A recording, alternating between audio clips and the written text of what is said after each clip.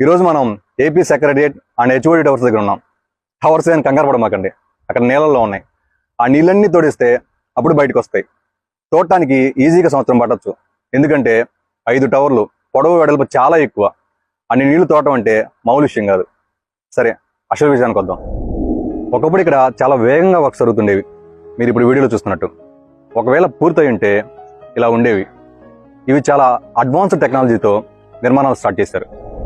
కానీ 2019లో జరిగిన ఎలక్షన్స్లో చంద్రబాబు గారు ఓడిపోవటం, జగన్ సీఎం అవటం, ఆ తర్వాత ఫ్లాప్ మోడల్ అయిన 3 క్యాపిటల్స్ని అనౌన్స్ చేయటం, టోటల్గా ఇక్కడ వర్క్స్ అన్ని షట్ డౌన్ అయిపోయాయి.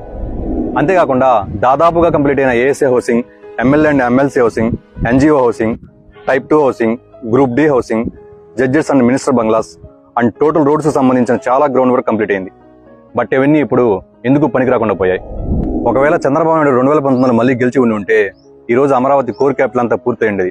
విజయవాడ, గుంటూరు మధ్యలో అమరావతిని కలుపుకుని ఒక మెగా సిటీని ఈరోజు మనం కళ్ళ ముందు చూసేవాళ్ళం. ఆ మెగా సిటీ ఈ రోజు కొన్ని లక్షల మందికి ఎంప్లాయ్మెంట్ ని క్రియేట్ చేసేది.